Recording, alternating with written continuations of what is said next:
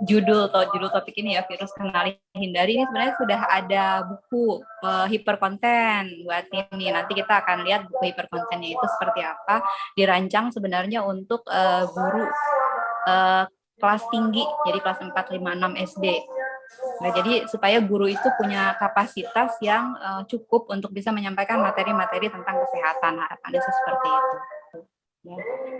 Nah, ini adalah pendekatan promosi kesehatan yang melihat status kesehatan seseorang itu dari banyak aspek ya, ada aspek mental, sosial, fisik gitu. Kalau di kita di Undang-Undang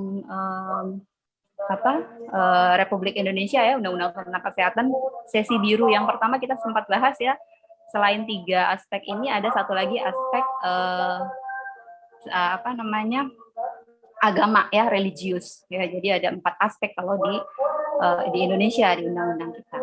Nah, kemudian di luar lingkungan individu itu kita punya lingkungan tadi tuh, lingkungan yang lebih luas lagi, sosial, ekologik, ekonomi dan seterusnya. Jadi ternyata banyak hal yang berpengaruh terhadap status kesehatan seseorang. Nah, kita memiliki paradigma yang sedikit berlawanan ya.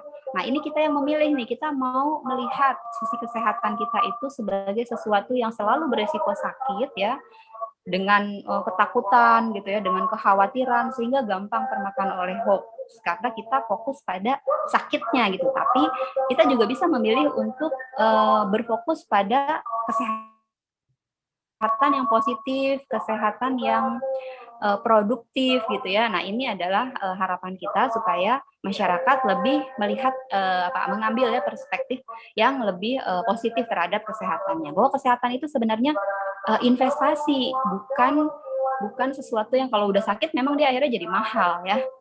Kira-kira seperti itu. Nah, apa yang bisa kita lakukan?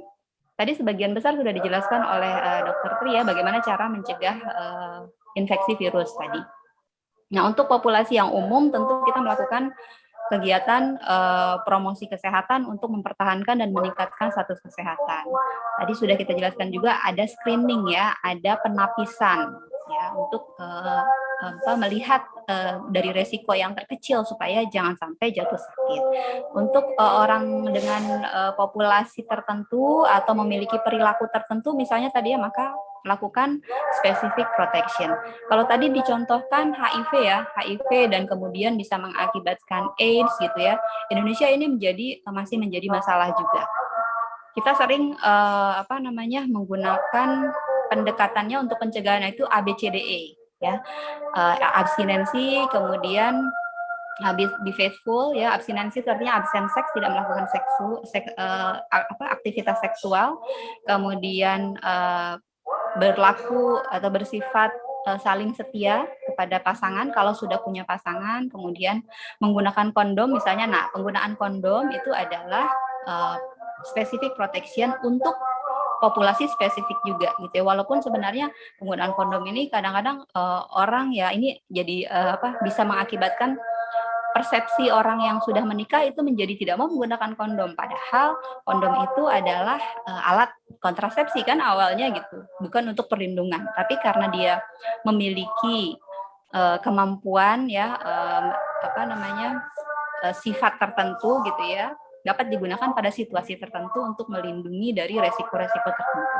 Contoh pada pasangan yang salah satunya HIV atau keduanya HIV, maka kondom itu tetap digunakan sehingga mereka tidak saling menularkan ya, tidak saling tadi dijelaskan oleh Dr. Tri ada tingkatan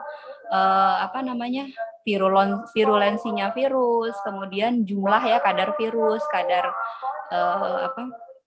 antibodi di dalam tubuh manusia itu kan berbeda-beda. Nah, penggunaan kondom dalam hal ini adalah supaya tidak saling berbagi virusnya, tidak terjadi pingpong ya dari suami ke istri atau sebaliknya.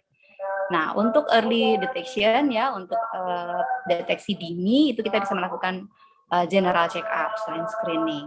Nah, untuk mereka yang sudah didiagnosis tentu kita bisa melakukan pendidikan kesehatan khusus untuk penyakit tertentu untuk orang-orang tadi ya.